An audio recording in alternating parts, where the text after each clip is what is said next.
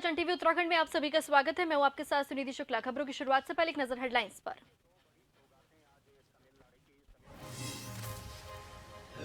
CM Dhami का जोशीमठ दौरा, Auli marathon 2023 का किया शुभारंभ। कई कार्यक्रमों में भी हुए शामिल, किया आपदा राहत और बचाव कार्यों की समीक्षा।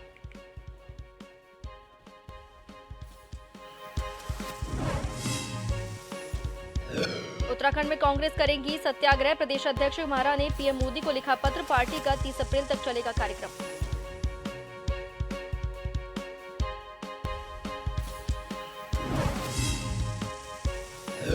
उत्तराखंड में पटवारी भर्ती परीक्षा पेपर लीक मामला, एसआईटी ने दाखिल की चार्जशीट। सबसे ज्यादा आरोपी हरिद्वार से, 44 अभ्यर्थियों को किया 5 साल के लिए बैन।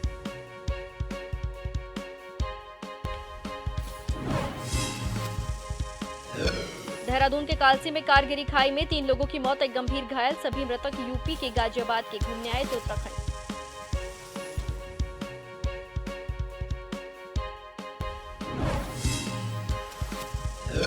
चारधाम यात्रा के लिए आज से शुरू होगी टिकटों की ऑनलाइन बुकिंग। 22 अप्रैल से शुरू हो रही है चारधाम यात्रा। यूकाडा ने केदारनाथ हेली सेवा के लिए तैयारी की पूरी।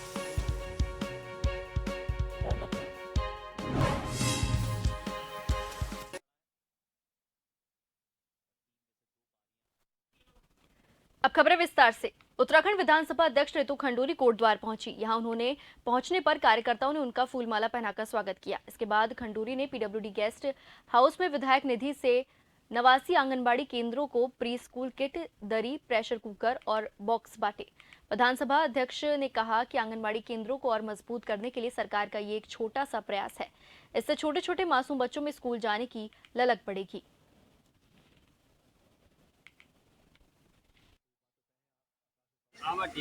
और में मैंने जो हमारी आंगनबाड़ियाँ हैं, यहाँ करीबन 89 हमारी हैं जहाँ बच्चे आते हैं। उन सभी आंगनबाड़ियों में कहीं 25 बच्चे, कहीं 18, कहीं 15। मेरे मन में ये आया कि बच्चों के लिए भी हमें कुछ करना चाहिए। तो टिफिन से लेकर, बॉटल से लेकर, किताबें हैं, क्रेयॉन्स हैं, पेंसिल बॉक्स है, ऐसी बहुत सारी चीज़ें हैं जिससे बच्चे खुश होते हैं। स्कूल आने की इच्छा और हो जाती है कि अरे नई चीज़ें मिली है कि चलो स्कूल और पहुँचेंगे। तो इसलिए एक मन में ये विचार आया कि आंगनवाड़ी के जो छोटे छोटे प्यारे प्यारे बच्चे हैं उनके लिए हम लोग कुछ करें, और सारी आंगनवाड़ियों के लिए कर ले। तो करीबन 89 हमारे पास आई और उनके लिए हमने फिर प्रयास किया कि प्रेशर कुकर है, दरी है, एक बड़ा सा बक्सा दिया है ताकि उसमें सामान सुरक्षित रह सके। तो मुझे आज बहुत खुशी है कि बच्चों के लिए अपनी विधायक निधि के माध्यम से हमने एक छोटा सा प्रयास आंगनवाड़ी में किया। देश के पहले सीडीएस जनरल बिपिन रावत की स्मृति में देहरादून के कनक चौक पर बनने वाले स्मारक को लेकर सैनिक कल्याण मंत्री गणेश जोशी ने सैनिक कल्याण बोर्ड कार्यालय में अधिकारियों के साथ बैठक की। मंत्री जोशी ने कनक चौक पहुंचकर स्मारक स्थल का निरीक्षण भी किया। मंत्री ने कहा कि स्मारक में उनकी मूर्ति लगाई जा रही है। इसके साथ ही सुंदर पार्क भी बनाया जा रहा है। इसका लोकार्पण मुख्यमंत्री पुष्कर सिंह धामी 14 अप्रैल को करेंगे। मंत्री ने कहा कि बिपिन रावत उत्तराखंड के साथ राष्ट्र के गौरव थे। सेना के आधुनिकीकरण और सशक्तिकरण में उनका अहम योगदान रहा। सैनिक बाहुल्य प्रदेश होने के नाते उत्तराखंड के हर युवा के लिए जनरल रावत प्रेरणा स्रोत हैं।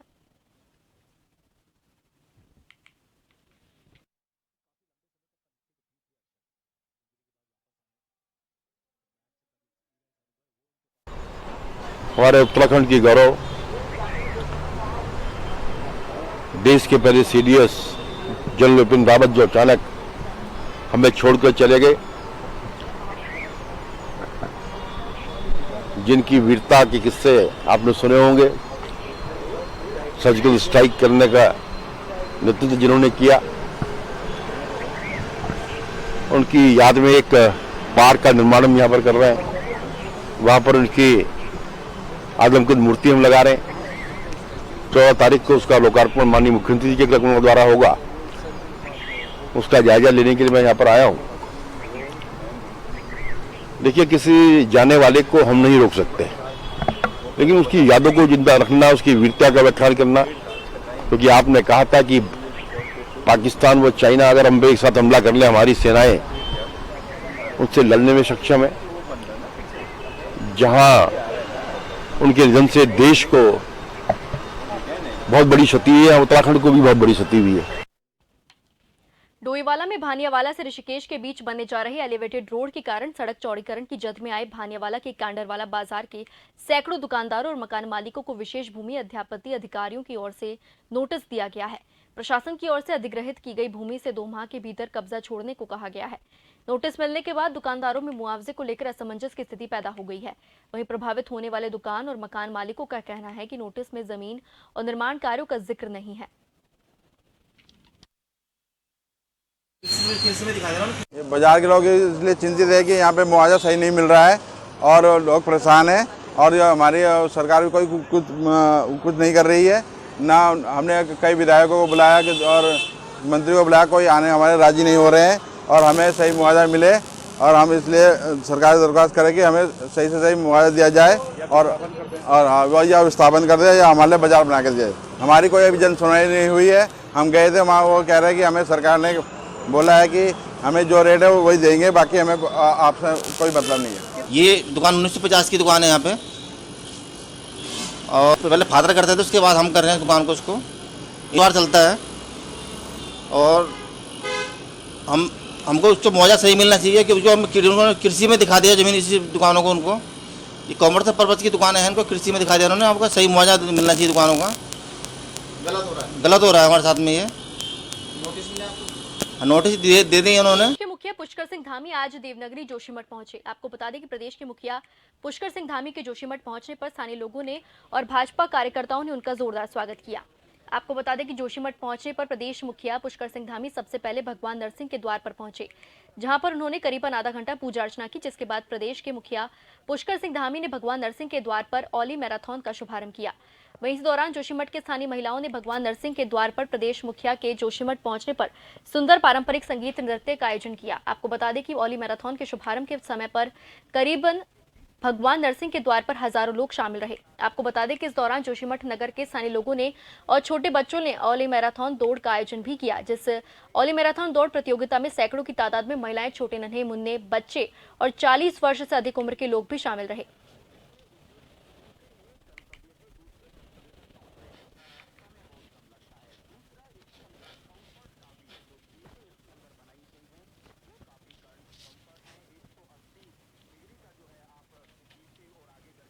देखिए, चारधाम यात्रा प्रारंभ होने वाली है, उससे पहले आज ये मैराथन हो रही है और यहाँ का आप स्वयं यहाँ का दृश्य देख रहे होंगे। यहाँ के लोग चारधाम यात्रा का इंतज़ार कर रहे हैं और ये मैराथन इस बात का पूरी तरह से एक स्पष्ट संदेश है कि जोशीमठ का कुछ भूभाग जरूर प्रभावित हुआ है, लेकिन यात्रा के लिए सब तैयार हैं। सारे देशवासियों का हम लोग आह्वान कर रहे हैं और ये मैराथन के माध्यम से भी पूरे देश भर के प्रतिभागी गण, खिलाड़ी बंधु, इस प्रतियोगिता में भाग लेने वाले सभी लोगों का ये एक सभी के लिए संदेश है कि यात्रा सुचारू रूप से होगी, अच्छे से होगी और 11 लाख लोगों ने अभी तक। कांग्रेस पार्टी ने 30 अप्रैल तक सत्याग्रह चलाने का फैसला किया है। कांग्रेस पार्टी के प्रदेश अध्यक्ष करण महारा ने प्रेस वार्ता करके जानकारी दी है। उनका कहना है कि अलग अलग मुद्दों को लेकर सत्याग्रह चलाया जाएगा। संवैधानिक संस्थाओं को बचाने के लिए कांग्रेस पार्टी के प्रदेश अध्यक्ष करण महारा ने प्रधानमंत्री नरेंद्र मोदी को पत्र लिखा है। इसके साथ ही जिस तरह संवैधानिक संस्थाओं की स्थिति चल रही है, ऐसे में उनको बचाने के लिए उन्होंने प्रधानमंत्री नरेंद्र मोदी को पत्र लिखा। इसी तरह से ब्लॉक और जिला स्तर के कार्यकर्ता भी पीएम नरेंद्र मोदी के नाम पर पत्र भेजेंगे और राज्य स्तरीय मुद्दों के लिए मुख्यमंत्री को पत्र लिखा जाएगा। उनको कहना है कि कांग्रेस पार्टी अलग अलग मुद्दों को लेकर 30 अप्रैल तक सत्याग्रह चलाएगी।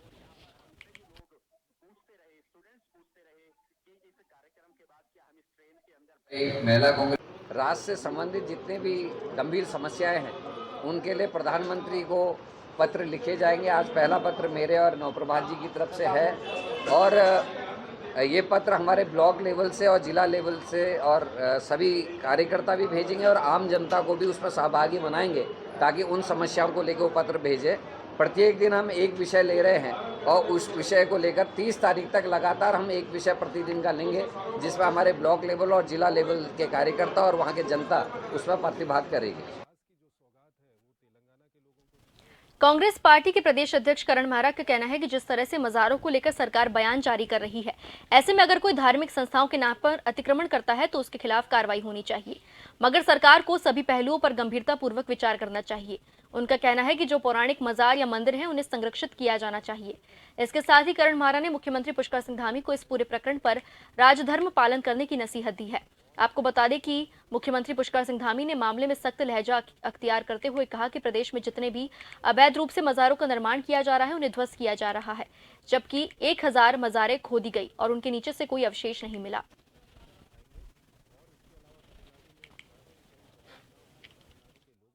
अब होंगे हिंदू मुसलमान में हम जाए, मज़ार की बात क्यों कर रहे हैं? हमको सारे धर्म स्थल, चाहे वो हिंदुओं के हैं चाहे मुसलमानों के, सबको लेके बात करनी चाहिए। अतिक्रमण कोई भी करता है वो गलत है, और जो पौराणिक मंदिर या मज़ारें बसी हैं उनको रेगुलराइज करना चाहिए, क्योंकि वो कई साल पहले बन चुकी हैं। लेकिन नए अतिक्रमणों पर रोक लगनी चाहिए और सरकार को अपनी भूमि की सुरक्षा करने का अधिकार है, उनको सुरक्षा भी करनी चाहिए। लेकिन इसमें धर्म आड़े नहीं आना चाहिए। हर धर्म के लिए संविधान में जो जगह स्थापित है वो बनी रहनी चाहिए, हर धर्म का सम्मान होना चाहिए और हर धर्म के अनुयायी के लिए कानून बराबर होना चाहिए। डोईवाला ब्लॉक कांग्रेस कमेटी द्वारा रानी पोखरी में जय भारत सत्याग्रह चौपाल का आयोजन हुआ। कार्यक्रम में परवादून कांग्रेस के जिलाध्यक्ष मोहित उनियाल और डोईवाला ब्लॉक कांग्रेस के अध्यक्ष महेंद्र भट्ट का कार्यकर्ताओं ने फूल मालाओं से स्वागत किया। वरिष्ठ कांग्रेस नेता मनोज नोटियाल ने कांग्रेस कार्यकर्ताओं को संबोधित करते हुए कहा कि आज कांग्रेस भले ही संघर्ष के दौर में है, लेकिन देश ही नहीं विश्व की सबसे पुरानी राजनीतिक पार्टी है, जिसने देश को आगे बढ़ाने के साथ ही देश के लिए संघर्ष किया।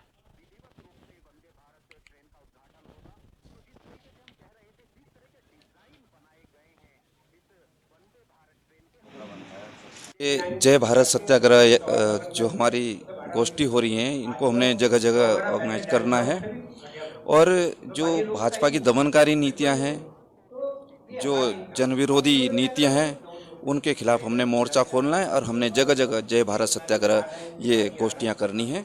और पहले ये ब्लॉक स्तर पे होनी है, जिला स्तर पे होनी है, तो जगह जगह हम इनका जो है आयोजन कर रहे हैं। सत्याग्रह के मार्ग पर चलकर कांग्रेस पार्टी ही वो पार्टी है जिसने आज़ादी का आंदोलन लड़ा था, अंग्रेजों को बाहर भगाने का काम किया था और आज भी दोबारा से, क्योंकि देश की एक दूसरी आज़ादी की लड़ाई चल रही है। किससे आज़ादी? नफरत से आज़ादी, भ्रष्टाचार से आज़ादी, बेरोजगारी से आज़ादी, इस सब की लड़ाई जो चल रही है, इसी सत्याग्रह के माध्यम से हम जन जन तक इस लड़ाई को ले जाने का काम करेंगे। और आने वाले समय में आप देखेंगे पूरे परवादून क्षेत्र में, डोईवाला क्षेत्र में नुक्कड़ सभाओं के माध्यम से 15-15 लोगों की छोटी छोटी नुक्कड़ सभाएं हम लोग ऑर्गेनाइज करेंगे, जनता के बीच में जाएंगे और इंटरेक्शन करेंगे, वार्तालाप करेंगे। सिर्फ एक तरफ से भाषण नहीं होगा, जनता को सुना जाएगा, सिर्फ मन की बात नहीं कही जाएगी, जन की बात सुनी जाएगी। भाजपा नेताओं द्वारा नगर पंचायत भगवानपुर के पंचायत अध्यक्ष के प्रतिनिधि सुबोध राकेश पर लगाए गए आरोपों के जवाब में बसपा नेता और पंचायत अध्यक्ष ने पलटवार किया। उन्होंने भाजपा नेताओं को पूरी तरह से घेरे में लेते हुए उन पर घोटालों के बड़े आरोप लगाए। सुबोध राकेश ने बताया कि ये भाजपा के ऐसे 4 लोग हैं जो भाजपा का चोला ओढ़कर भगवानपुर की तमाम जमीनों को खुर्द-बुर्द करते हैं। उन्होंने कहा कि इस मामले में इन सभी नेताओं की सरकार को निष्पक्ष जांच करानी चाहिए।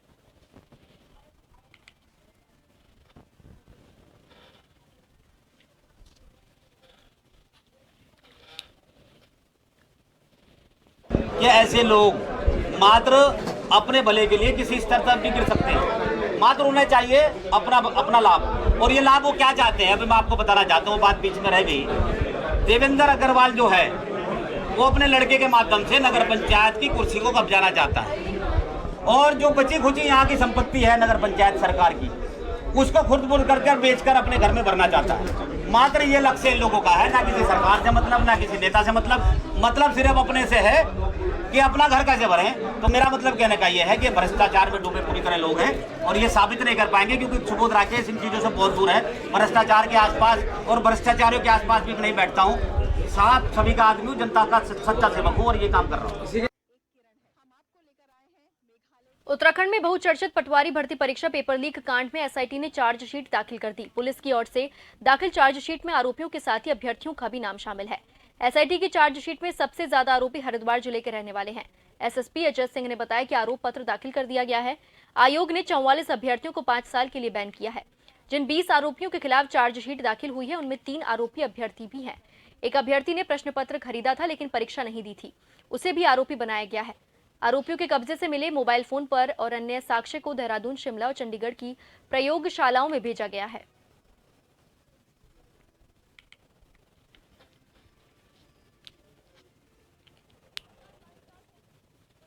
पब्लिक सर्विस कमीशन में परीक्षा प्रश्न पत्र लीक के प्रकरण में एसआईटी हरिद्वार को माननीय मुख्यमंत्री जी के आदेश पर जांच सौंपी गई थी, जिसमें प्राथमिक रूप से जो है इसमें मुकदमा दर्ज करने के बाद इसमें 7 लोग की गिरफ्तारी हुई थी।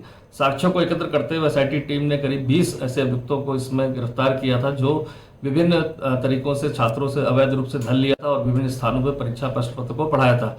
उन 20 के साथ साथ ऐसे 40 परीक्षार्थी भी चिन्हित हुए जिनके द्वारा अनैतिक रूप से ऐसे प्रश्न पत्रों को पढ़ के परीक्षा को पास किया गया था या परीक्षा में सम्मिलित हुए थे। तो कुल 60 लोग पर जो है आरोप पत्र न्यायालय में प्रेषित किया गया, जिसमें 20 ऐसे अभियुक्त हैं जो नकल माफिया की चेन में जुड़े हुए थे और 40 अभ्यर्थी हैं जिनको माननीय जो आयोग है हमारा उससे भी उनको नोटिस देकर डिबार्ड कर दिया गया 5 साल के लिए। अभी विवेचना चल रही है।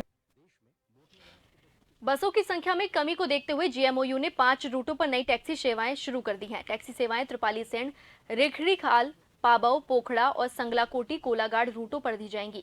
इसके साथ ही डांडा नागराजा के लिए भी 10 सीटर टैक्सी सेवा शुरू कर दी गई है। जीएमओयू की ओर से ये कवायद बंद पड़े रूटों पर यात्रियों की सुविधा प्रदान करने के लिए की गई है।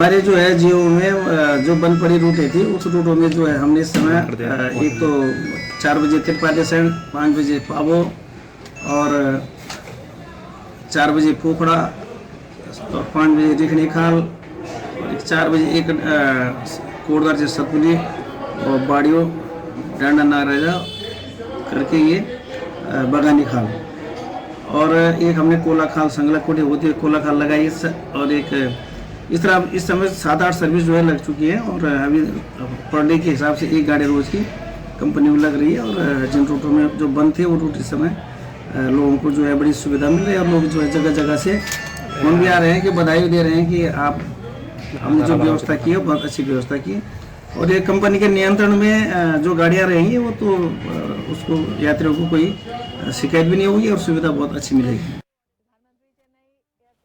कोटद्वार में हर साल की तरह इस साल भी खाटू श्याम की भव्य यात्रा निकाली गई, जिसमें सैकड़ों महिलाओं ने भाग लिया। यात्रा में खाटू श्याम के भक्त श्याम जी की भक्ति में नाचते गाते हुए दिखाई दिए। आपको बता दें कि कोटद्वार में आयोजित खाटू श्याम महोत्सव में आज रात 9 बजे विधानसभा अध्यक्ष ऋतु खंडूरी भी शामिल होंगी।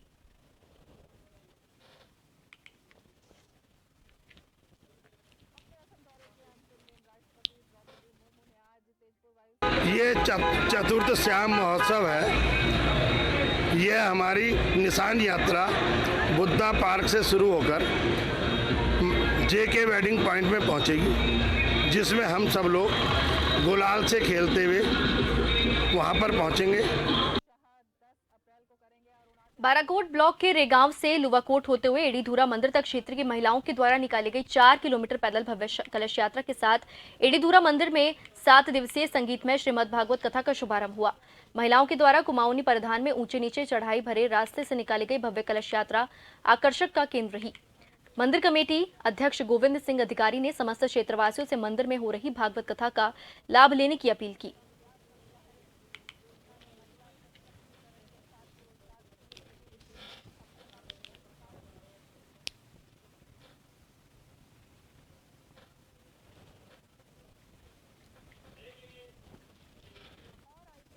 फिलहाल वक्त तो चला एक छोटे से ब्रेक का, जल्द लौटेंगे। बने रहिए जन टीवी के साथ।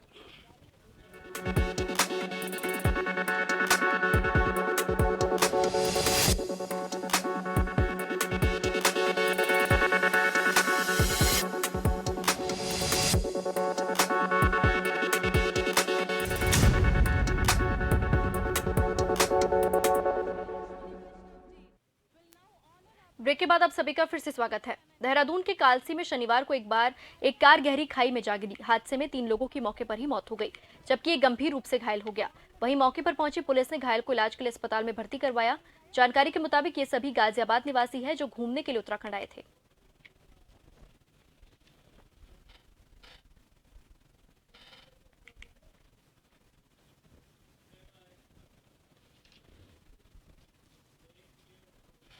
खबर देहरादून से है, जहां G20 समिट से पहले ही ऋषिकेश नरेंद्र नगर की सड़कें व पुल चमक जाएगी। दोनों नगरों में विभिन्न कार्यों के लिए शासन से 70 करोड़ रुपए जारी किए गए हैं। 25 से 27 मई और 26 से 28 जून को नरेंद्र नगर और ऋषिकेश में बैठकें होनी हैं।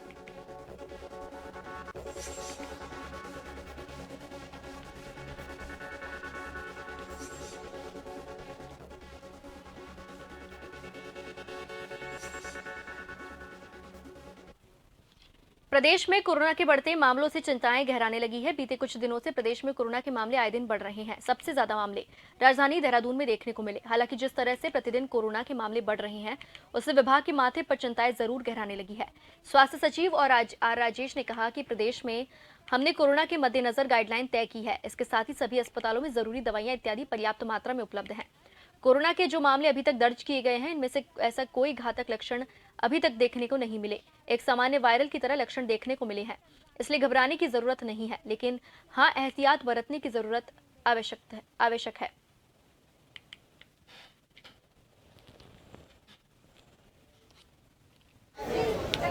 हॉस्पिटल में रूटीन जांच के दौरान कोविड की पुष्टि हो रही है, तो इसमें कोई घबराने वाली बात नहीं है, क्योंकि हमारा अभी रिकवरी परसेंटेज लगभग 96% है। और केंद्र के गाइडलाइंस के अनुसार अभी सभी ज़िलों के सीएमओस और डीएम्स को निर्देशित कर दिया गया है कि वो अपना टेस्टिंग बढ़ा दें, टेस्टिंग परसेंटेज बढ़ा दें, और जो वैक्सीनेशन ड्राइव जो है उसमें भी तेजी ले आए हैं। हमने भारत सरकार से लगभग 1 लाख और डोसेस कोविशील्ड की मांग की। प्रदेश में कोरोना के बढ़ते खतरे को देख होम्योपैथिक विभाग भी अलर्ट मोड में आ गया है। होम्योपैथिक विभाग के द्वारा डॉक्टर उर्मिला बिष्ट के नेतृत्व में लोहाघाट के अस्पताल परिसर में निःशुल्क चिकित्सा शिविर का आयोजन किया गया। शिविर में डॉक्टर उर्मिला बिष्ट व उनके सहयोगियों के द्वारा कई मरीजों को उपचार कर निःशुल्क दवा का वितरण किया गया।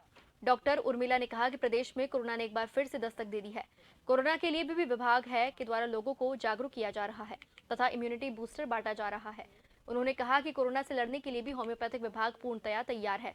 लोगों को कोरोना के प्रति जागरूक रहना पड़ेगा। डॉक्टर उर्मिला ने कहा कि विभाग के द्वारा हफ्ते में 2 दिन इस प्रकार के शिविर लगाए जा रहे हैं और लोगों को कोरोना के लिए जागरूक किया जा रहा है। मालूम हो, शुक्रवार को जिले में एक संदिग्ध कोरोना पॉजिटिव 16 वर्षीय छात्रा की मौत हो गई थी।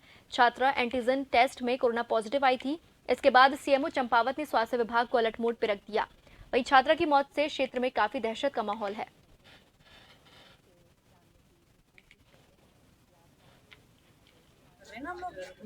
एक जनरल शिविर लगा रहे हैं जिसमें हर चीज का हम इलाज कर रहे हैं, जैसे सर्दी, खांसी, जुकाम, जोड़ों का दर्द, और इसमें और भी कोई समस्या, स्किन की डिजीज, कोई भी प्रॉब्लम लेके पेशेंट आ रहा है तो हर चीज का इलाज दिया जा रहा है शिविर में। निःशुल्क शिविर हम जगह जगह हर हफ्ते 2 शिविरों का आयोजन कर रहे हैं, जिसमें मरीजों को जगह जगह जाके प्रचार प्रसार कर रहे हैं हम लोग कि आप लोग आके यहाँ लाभ उठाएं और शिविर का। भगवान बद्री विशाल जी के धाम के कपाट ग्रीष्मकालीन हेतु 19 दिन बाद खुल जाएंगे। जी हां, हम बात कर रहे हैं भगवान बद्री विशाल जी के धाम की, जिस धाम के कपाट इस वर्ष 27 अप्रैल सुबह 7:15 पर आम श्रद्धालुओं के लिए खोले जा रहे हैं। आपको बता दें कि अब दिन दूर नहीं जब भगवान बद्री विशाल जी के धाम के कपाट ग्रीष्मकालीन हेतु 6 महीनों के लिए खुल जाएंगे। तब भगवान बद्री विशाल जी के धाम में सैकड़ों नहीं बल्कि हजारों की तादाद में देश और विदेश के हर कोने कोने से लोग पहुंचेंगे। आपको बता दें कि प्रशासन ने भी अपनी कमर कसती है और लगातार प्रशासन की टीम कई बार भगवान बद्री विशाल जी के धाम का जायजा ले चुकी है। यात्रियों को किसी भी प्रकार की असुविधा न हो, जिसके लिए सड़कों का कार्य भी बहुत तेजी से बीआरओ के द्वारा लगातार किया जा रहा है।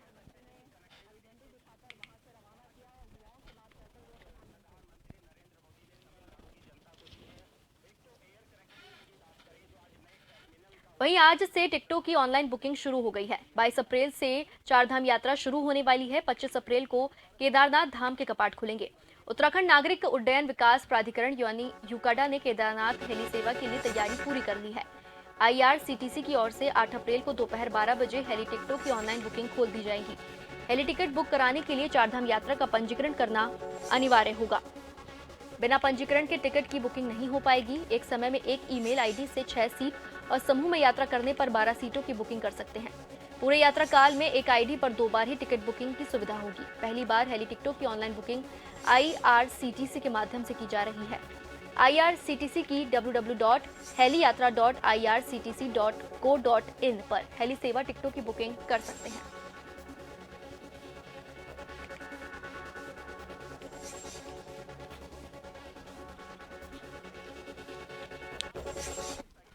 उत्तराखंड में जहां एक और कोरोना फिर से रफ्तार पकड़ने लगा है, तो वहीं मौसम की मार भी अब दून वासियों पर पड़ती हुई नजर आ रही है। मौसम बदलते ही हॉस्पिटल में मरीजों की भीड़ बढ़ने लगी है।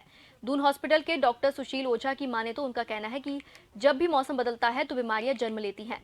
खासकर जब गर्मियों का सीजन आता है तो आंखों की बीमारी उत्पन्न होने लगती है। बच्चों की आंखों में भी एलर्जी की समस्या होने लगती है। खासकर मोबाइल देखने से भी इस एलर्जी का प्रकोप आंखों में देखने को मिलता है। इससे बचने के लिए आंखों पर चश्मा लगाकर रखें और बच्चों को धूप में न खेलने दें। मोबाइल फोन का इस्तेमाल भी कम करें।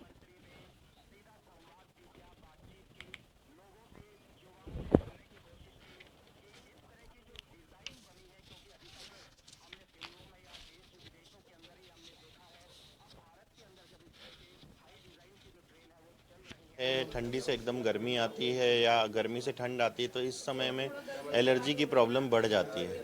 इस समय धूल भी ज़्यादा होती है, वातावरण में धूल के कारण भी होती है और बच्चे ज़्यादातर बाहर खेलते हैं तो उसके कारण भी होती है। और आजकल के समय में मोबाइल का यूज़ भी एक बड़ा कारण है जिसके कारण एलर्जी जो है बच्चों में तेज़ी से गर्मी के मौसम में एग्रीवेट हो जा रही है। खबर जनपद उत्तरकाशी से है, जहां 6 अप्रैल 2003 को सहारा क्रिश्चियन एकेडमी की स्थापना हुई थी। 20 साल सफल संचालन कार्यक्रम का आयोजन किया गया। इसमें छात्र छात्राओं ने कार्यक्रम में प्रतिभाग कर अपनी कला को प्रदर्शित किया। इसके साथ ही सहारा क्रिश्चियन एकेडमी के डायरेक्टर और स्टोफन दियाली का कहना है कि छात्राओं को शारीरिक विकास के साथ साथ मानसिक विकास, परिपूर्ण कल्याण हो, इसी उद्देश्य के साथ एकेडमी की स्थापना की गई थी। वहीं राधिका दियाली का कहना है कि छात्र छात्राओं को अच्छी शिक्षा प्राप्त हो और नई ऊर्जा के साथ राज्य का निर्माण हो।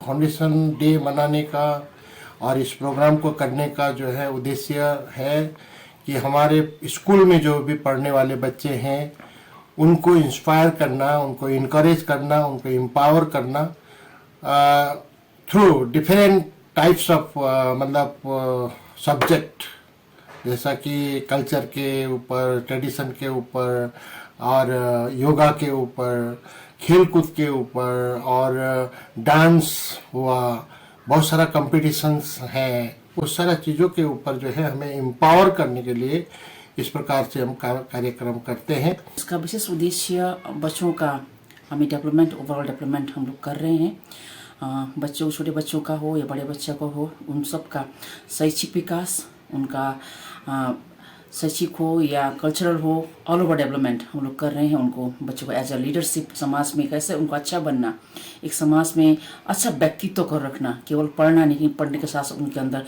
बहुत सारे गुण होना चाहिए, उसको हम बच्चों को सिखा रहे हैं और बता रहे हैं और बना रहे हैं। इसी के साथ फिलहाल के लिए जन टीवी उत्तराखंड में बस इतना ही। नमस्कार।